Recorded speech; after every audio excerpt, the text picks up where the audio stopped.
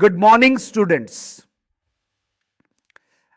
आज क्लास का मूड थोड़ा अलर्ट है, थोड़ा फ्यूचर ओरिएंटेड है और थोड़ा आगे क्या होने वाला है टाइप थिंकिंग का है। लगता है आप सब सोच रहे हो, सर इन्वायरमेंटल एनालिसिस क्यों जरूरी है और एग्जाम में इसका आंसर कैसे लिखें।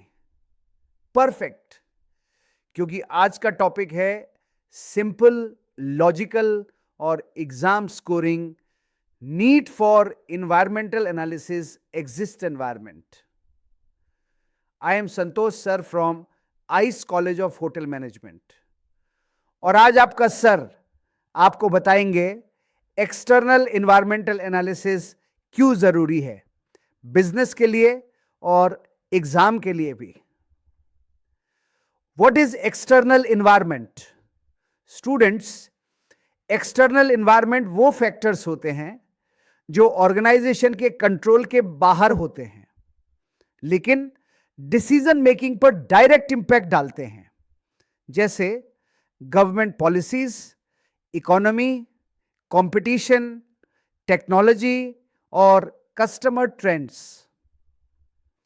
Need for environmental analysis. अब आते हैं मैं सवाल पर, इन्वायरमेंटल एनालिसिस की नीड क्यों होती है। एक, टू आइडेंटिफाई अपॉर्चुनिटीज। सबसे पहली नीड है अपॉर्चुनिटीज को पहचानना। मार्केट चेंज होता रहता है, जो कंपनी टाइम पे अपॉर्चुनिटी देखती है वो ग्रोथ करती है। हॉस्पिटैलिटी एग्जांपल, टूरिज्म का इंक्रीज एक बिग अपॉर्चुनिटी है। दो, to identify threats. External environment सिर्फ चांस नहीं, रिस्क भी लाता है। Competition, economic slowdown, new laws, ये सब थ्रेट्स होते हैं। सिंपल लाइन, जो रिस्क पहले देख लेता है वो लॉस से बच जाता है। 3, to cope with environmental changes. Environment कभी स्टैटिक नहीं होता, चेंज कांस्टेंट है।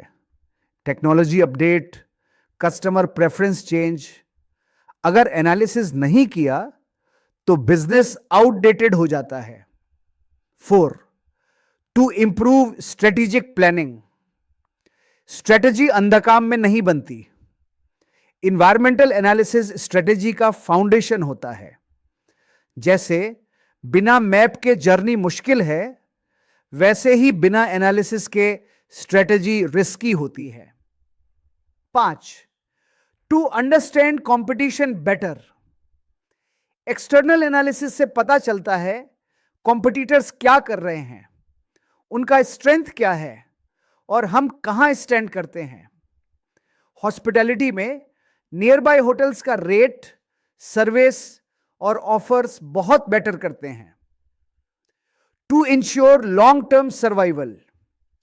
शॉर्ट टर्म प्रॉफिट से ज्यादा इंपॉर्टेंट है लॉन्ग टर्म सर्वाइवल। जो ऑर्गेनाइजेशन इन्वायरमेंट को समझती है वो फ्यूचर के लिए रेडी होती है। एग्जाम में need for environmental analysis points में लिखो, शॉर्ट एक्सप्लेनेशन के साथ। डायग्राम या फ्लो ऐड करोगे टू मार्क्स पक्के।